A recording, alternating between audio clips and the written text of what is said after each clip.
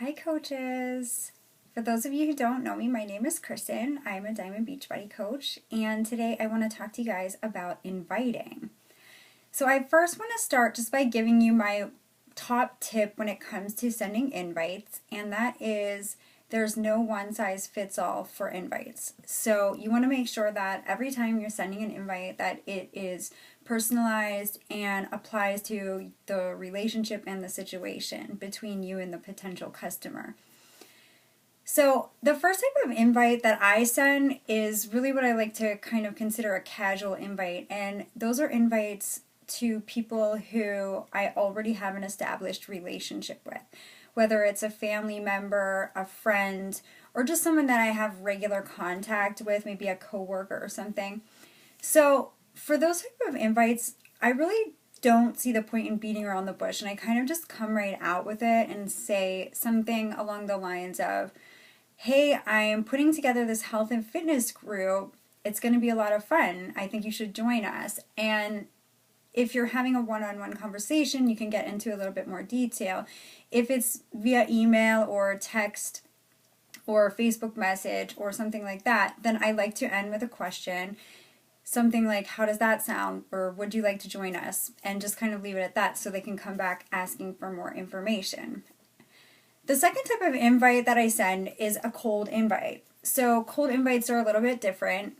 They're basically to someone you do not have an established relationship with. So in most cases, I like to begin with forming, and I'm sure you guys have heard about forming already. Forming stands for family, occupation, recreation, and message.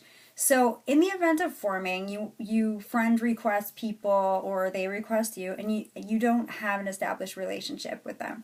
So what I do is I take a little bit of time to check out their profile and find two things I'm looking for when I'm looking at their profile.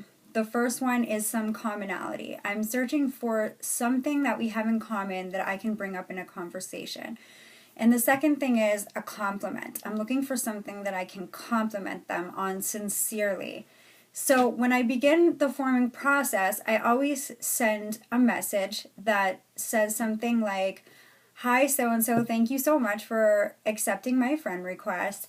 And then I go into that commonality and compliment. So for me, something I look for a lot of the time is if they have children, because I have a 2-year-old son, and so that's something that we would have in common. And I can tie in a compliment with that as well. So I will say something like, thank you for accepting my friend request. I really appreciate it. And then I'll put, I couldn't help but notice your daughter is absolutely adorable. And then again, you want to end with a question so that instead of turning them off, they're going to respond to you. You want them to, everyone likes to talk about themselves, and I think it also kind of serves as a distraction that they just got a message from a complete stranger, and ordinarily that might be a little bit weird or intimidating. So when you ask them a question, then it distracts them and they just kind of answer it. So I would say something, again, like how old is she, to end the conversation so that they're more inclined to come back to me with, oh, so-and-so is 3 years old, and then I can say, oh, my son is 2 years old, and build the conversation from that. The other type of cold invite I send, which is not necessarily forming, are the types of invitations where you get, if you're posting on Facebook about your transformation or a program that you're doing or your Shakeology, and someone likes or comments on those posts. So I send those people a cold invite, which it doesn't really require as much forming. Maybe it's someone I've already formed with, maybe it isn't. But I, again, just kind of get to the point with those types of invites because they've already expressed interest in what I'm doing. So in that case, I would typically just start the conversation this way. I would say, thank you so much for liking my post or commenting. I really appreciate having your support. It means a lot to me. Would you be interested in learning more about what I'm doing?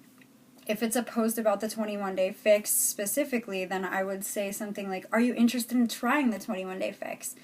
If it's about my upcoming challenge group, I would say, are you interested in joining my next challenge group? So you can sort of cater the invite to whatever it was that they expressed interest in. And then I always, again, end with that question. Would you be interested in whatever applies?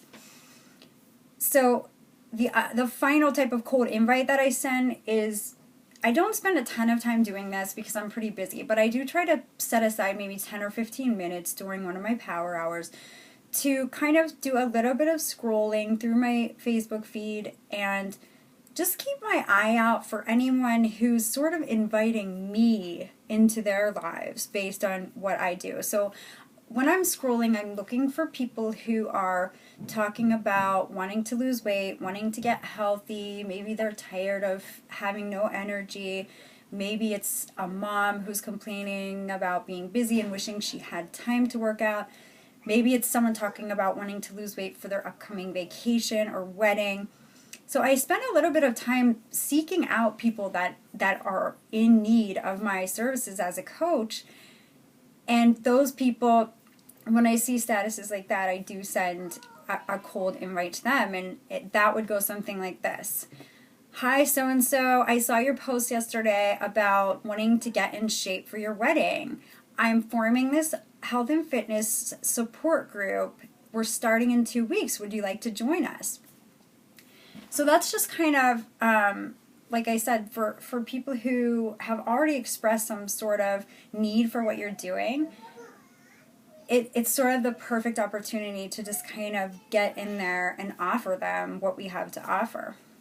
So when I'm doing invites, I really try to keep them very brief and general. I don't give a lot of information. I just kind of invite to the support group, to the challenge group, and most of the time people don't even know what that is, and that's a good thing because then they come back and they want more information and they want to ask questions, and that keeps the conversation going, and that gives you the upper hand. It gives you an opportunity to sort of sell what you have to offer before you ever even talk about what's involved with purchasing a product or Shakeology or challenge pack. I like to keep it very upbeat when I'm sending an invite. I like to be really happy and positive and let people know through my words that I'm really excited about the group that I'm inviting them to and that I think that they'll really enjoy it. And then the final thing that's really important with your invites is always ending with a question. In this business, we get a lot of no's, we get a lot of people who ignore us, and that is just part of it. But I feel like when you end with a question, people are less inclined to just brush it off and ignore you. They feel a little bit more of sense of obligation to respond to you when you're asking them a question. Plus, it shows that you're interested in what they have to say. You're not telling them to do something. You're asking them like what their thoughts and feelings are on it. And I think people connect with that better. So those are my top tips for invites. I hope that they have helped you out. Have a great day.